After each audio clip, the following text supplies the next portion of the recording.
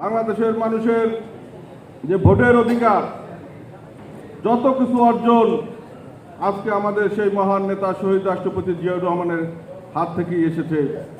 শহীদ রাষ্ট্রপতি জিয়াউর রহমান তিনি ব্যক্তিগতভাবে অত্যন্ত সৎ ছিলেন, মিতব্যয়ী ছিলেন। তাকে কোনো সময় দুর্নীতি স্পর্শ করতে পারে নাই। তাকে কোনো সময় তার আত্মীয় স্বজনের মাধ্যমে স্বজন প্রীতি স্পর্শ করতে পারে নাই। তিনি বাংলাদেশের এবং সেই কাশ্মীর যুদ্ধ থেকে বাংলাদেশে যতবার সংকট হয়েছে তিনি সাহসের সহিত সেই সংকট মোকাবেলা করেছেন, কারণ তার ভিতর সততা ছিল।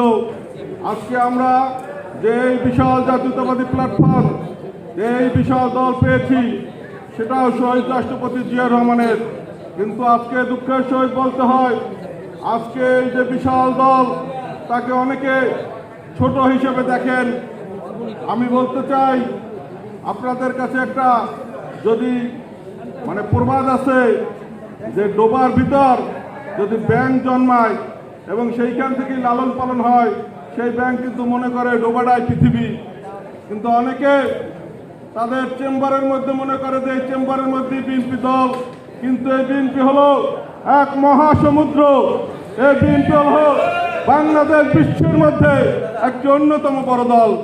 কিন্তু আজকের এই দলকে ব্যক্তি স্বার্থে যারা দলকে একটি চেম্বার কেন্দ্রিক দলে পরিণত করতে চায়, এর থেকে মুক্ত করে আজকে আমাদেরকে বাংলাদেশ জাতীয়তাবাদী দলকে পুনর্গঠন করতে হবে।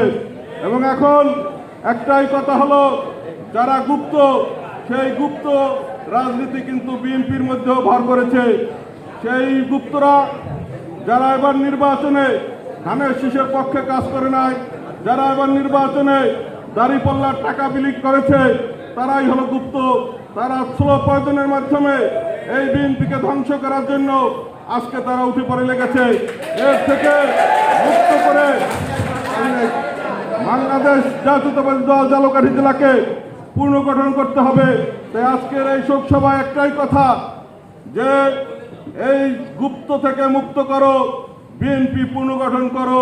এইটাই হবে আজকে আমাদের শপথ। শহীদ রাষ্ট্রপতি জিয়াউর রহমানের তার যে আদর্শ, এইটা সবসময় পৃথিবীতে প্রাসঙ্গিক থাকবে, কারণ তিনি ব্যক্তিগতভাবে সৎ ছিলেন, নিষ্ঠা ছিলেন। তার মাধ্যমে বাংলাদেশ সহ এই পৃথিবীতে অনেক সমস্যা যা তার মাধ্যমে সমাধান হয়েছে।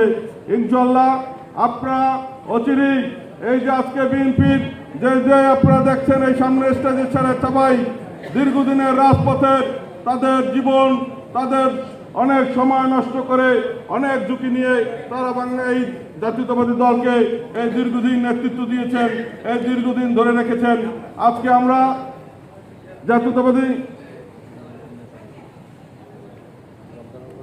জাতীয়তাবাদী দলকে ইনশাআল্লাহ খুব দ্রুত সময়ের মধ্যেই পুনর্গঠন করে আমরা সেই মহাসমুদ্রের মহাবিশাল দলে আবার আমরা ইনশাআল্লাহ আমাদের নতুন যাত্রা হবে।